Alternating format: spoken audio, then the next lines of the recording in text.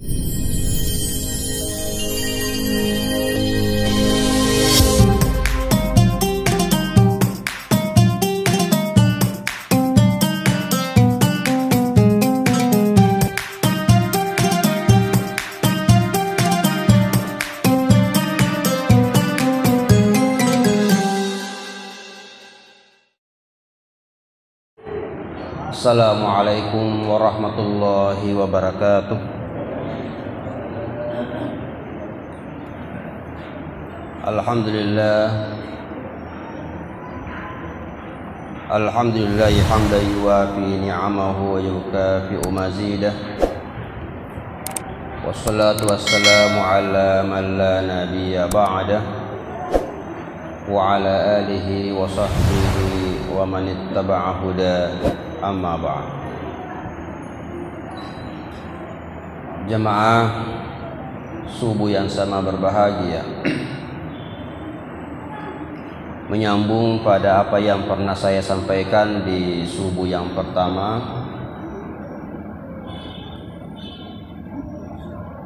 guru kita Syekh Muhammad Nawawi Al-Jawi Al-Bantani dalam kitabnya yang kita baca di pesantren, Maraqil Ubudiyah, syarah dari kitab Bidayatul Hidayah, menjelaskan makna hadis Nabi yang biasa kita dengarkan dari para penceramah balik kita.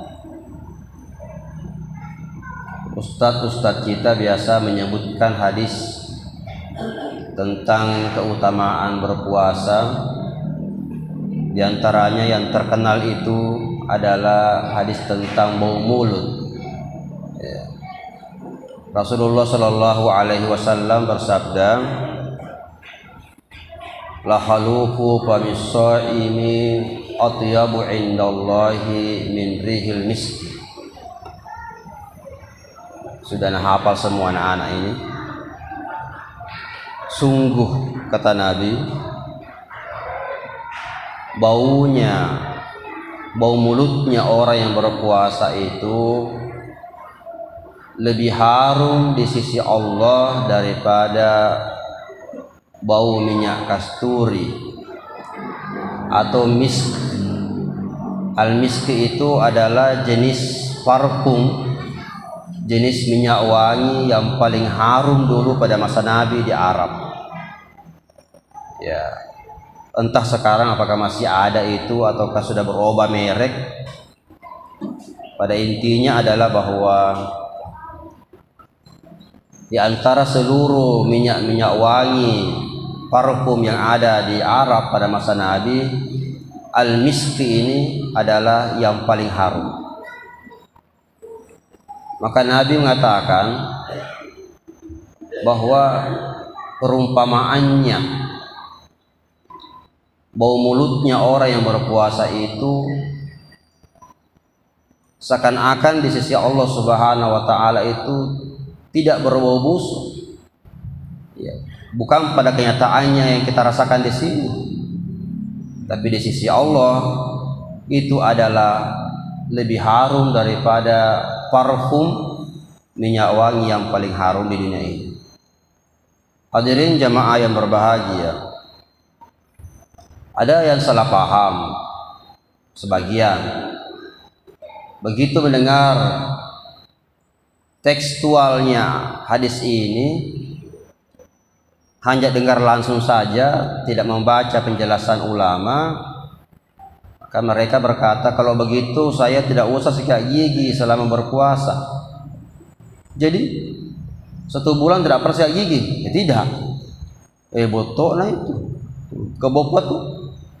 Ya karena kan hadis Nabi bilang begitu. Saya ini ingin mengamalkan sunnah, katanya. Apa sunnahnya? Ya membiarkan mulut ini berbau busuk, karena itulah yang harum di sisi Allah. Ini salah paham. Oleh karena itu, guru kita Syekh Muhammad Nawawi Al-Bantani dalam kitab tadi yang saya sebutkan, Maraqil Ubudiyah, memberi penjelasan Ada beberapa penjelasan yang disampaikan guru kita. Salah satunya di situ menjelaskan bahwa apa maksudnya itu Nabi memperumpamakan bau mulut itu dengan harumnya parfum al-misk.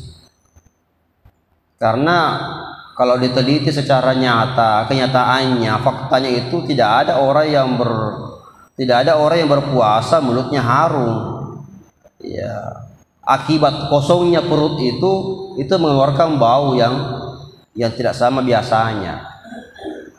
Orang yang lapar, orang yang haus, lambungnya kosong itu akan mengeluarkan bau tersendiri yang tidak enak mungkin dicium. Ini sudah jelas faktanya. Tapi apa maksudnya itu lebih harum daripada bau misk? Guru kita berkata, inna lit-ta'ati yaumal qiyamati rihan yafuh. Sungguhnya semua bentuk ketaatan, semua bentuk amal-amal baik, semua bentuk ibadah yang dilakukan oleh kaum muslim pada hari kiamat nanti itu mengeluarkan rihan, aroma, bau yafuhu yang menyebar kemana-mana.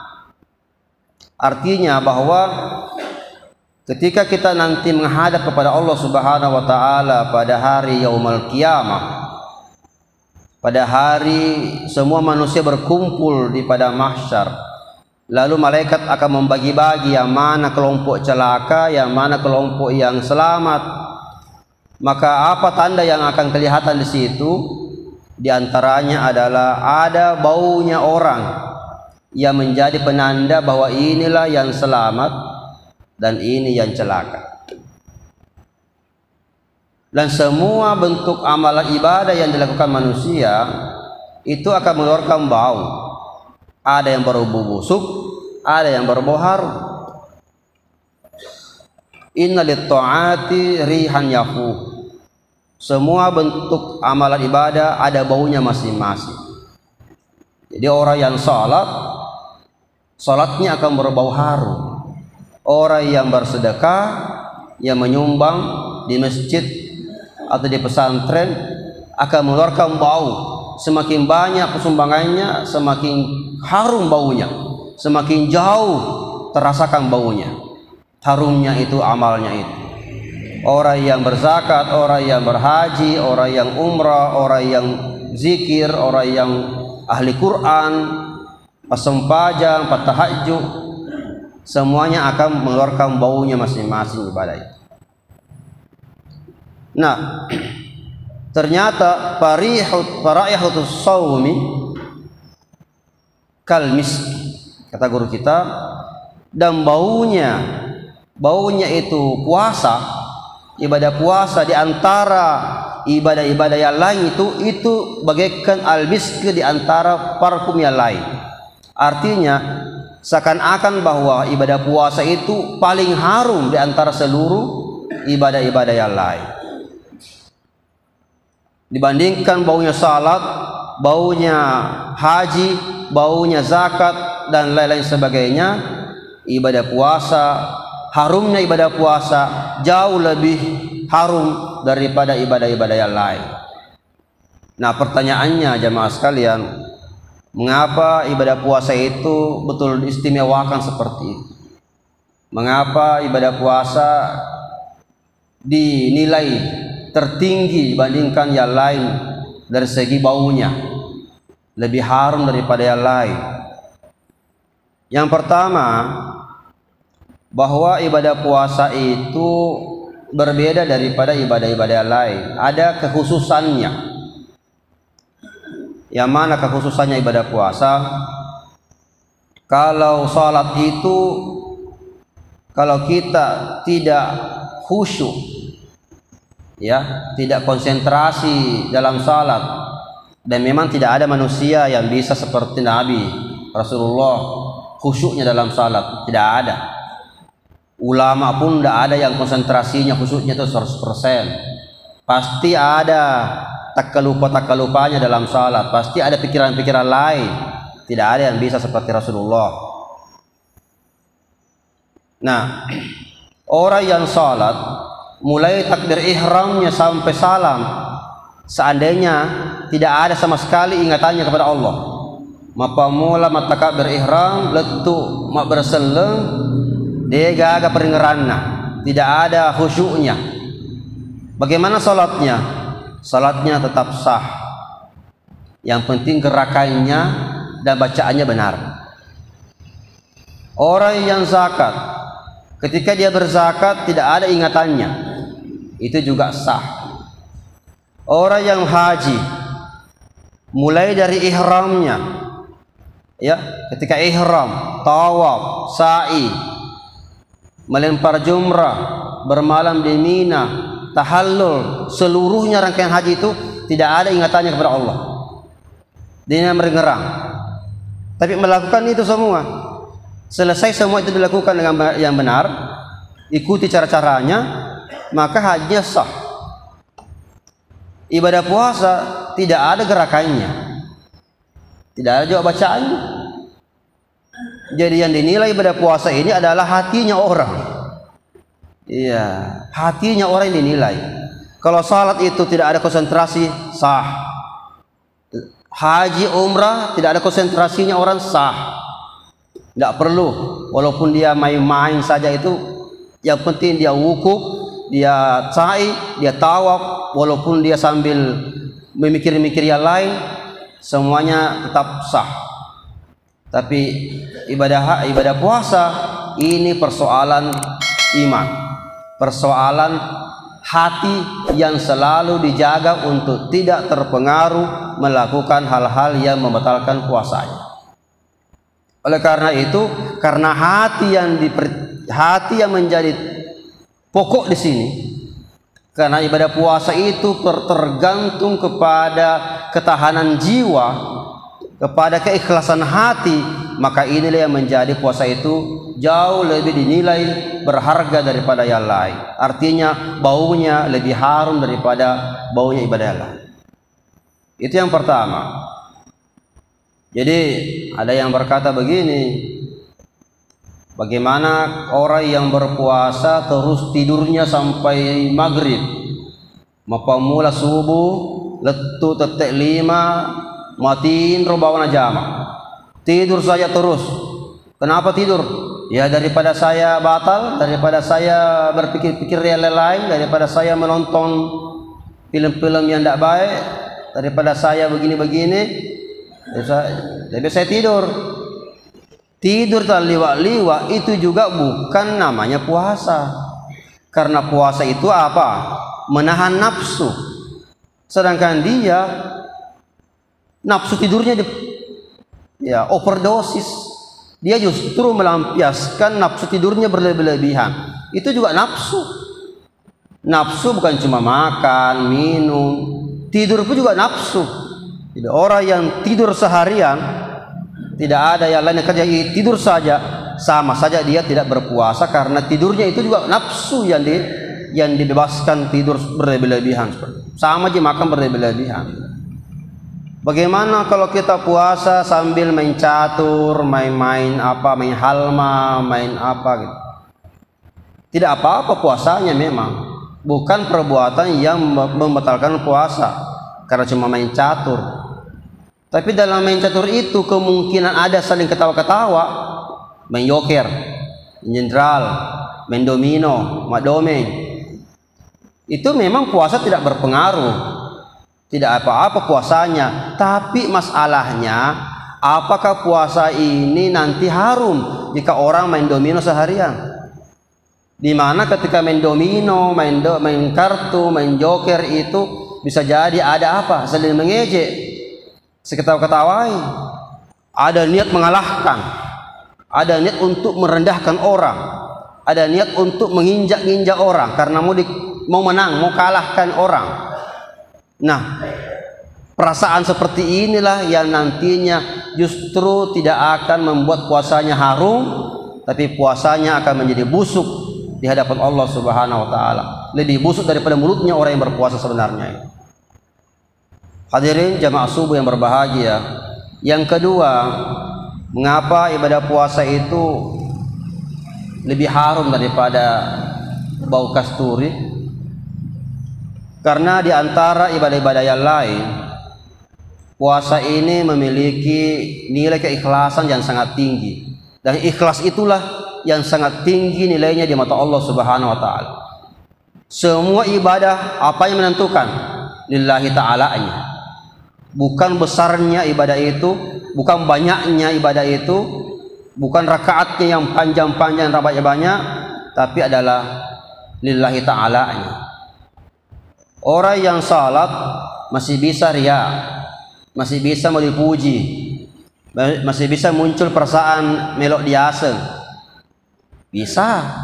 Dan itu lumrah, wajar orang kalau beribadah salat lalu ada muncul mau dibilangnya, ya. Apalagi yang namanya berzakat atau bersedekah, kadang-kadang juga ada mau dibilangnya, ya. Tidak enak. Kenapa tidak enak? Tidak enak lah kalau saya tidak menyumbang. Apa kata orang? Agar nasa taimatu kedua sumbang. Ini juga bukan lillahi ta'ala. Iya. Kalau masih ada kata-kata, tidak enak lah kalau saya tidak menyumbang, tidak enak lah nanti dikira orang saya apa gitu. Iya, terpaksa dia menyumbang karena tidak enak sama orang, nanti dicerita, nanti dinilai. Itu juga bukan ikhlas. Ini juga maka botomatu, iya. Maka bongnya malana. Ya. Haji juga termasuk ibadah yang paling gampang dikenai orang ria, mau dipuji. Ya, gampang sekali. Sulit untuk menghindari seperti itu karena ada namanya show, ada namanya pamernya, ada namanya kelihatan supaya dilihat orang, selfie dan sebagainya. Sedangkan ibadah puasa tidak ada selfie-nya. Apa boleh selfiekan kalau puasa? Mungkin foto-foto apa? Lihat kahe, fotoku puasa kana? Tidak ada. Apa mau dilihat? Ya. Apa mau diakui? Mana buktinya? Apa yang mau dipamerkan ketika kita berpuasa? Tidak ada. Kembali kepada yang bersangkutan bahwa dia berpuasa itu apa? Lillahi ta'ala atau bukan? Orang yang tidak lillahi ta'ala pasti berpikir-pikir, kapan saya bisa sembunyi-sembunyi untuk makan, untuk minum di dalam kamar ini? Kapan saya bisa sembunyi-sembunyi makan coto di panaikan? Ya, banyak pikiran-pikiran salah ketika orang tidak lillahi ta'ala. Tapi orang yang berpuasa dengan ikhlas lillahi ta'ala, inilah nanti puasanya yang harum melebihi harumnya seluruh baunya ibadah-ibadah yang lain, bahkan melebihi misk. Seakan-akan kalau dibandingkan dengan ibadah lain, inilah yang paling harum, yaitu ibadah puasa yang disertai dengan lillahi ta'ala. Hadirin jamaah subuh yang berbahagia, oleh karena itu Nabi memperingatkan, jangan cuma memikirkan sahnya puasa, tapi hati-hati dengan perbuatan-perbuatan, kelakuan-kelakuan yang bisa membuat ibadah puasanya hancur, tidak ada pahalanya, bahkan menjadi busuknya nanti hari kemudian, akan mengganggu bau itu nanti di hari kemudian. Siapa yang bau ini busuk sekali nih? Ini orang berpuasa nih. Kenapa puasanya busuk sekali? Seperti bau mulutnya itu orang berpuasa. Ada perbuatan.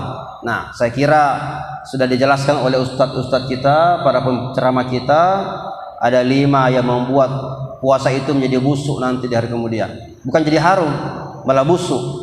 Maka bau matu puasa tak. Yang pertama, mak bele-bele, bohong. Jangan, memang puasa ini dicampuri dengan bohong. Itu mencampuri sesuatu yang kotor dalam puasa. Puasa ini sudah suci, sudah putih, harum, dicampurkan kotoran. Apa kotorannya? Kotoran bele-bele, bale-bale, berbohong.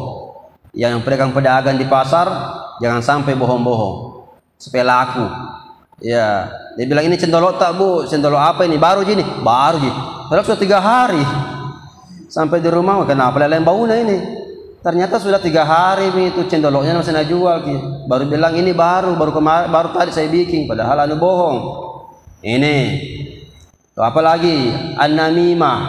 An-namimah itu mengadu domba orang, kasih berkelahi orang, beser ke orang, menyebarkan berita supaya orang baku benci, orang baku curiga. Yang ketiga al-ghibah. Ghibah itu apa? Bicara rimunri, mak gosip.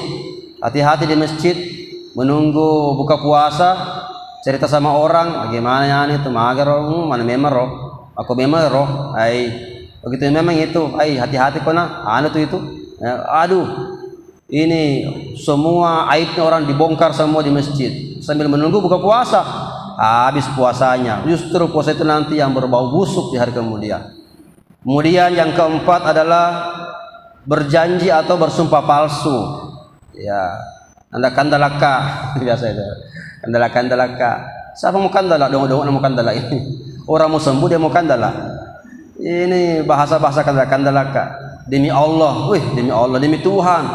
Mereka say, banyak macam-macam bahasa-bahasa sumpah-sumpah yang digampang keluar sementara orang berpuasa. Ini menghancurkan pahalanya dan membuat puasanya berbau busuk di hari kemudian. Yang terakhir adalah melihat atau memandang kepada yang haram. Ya, anak-anak muda hati-hati dengan YouTube, ya, gadget.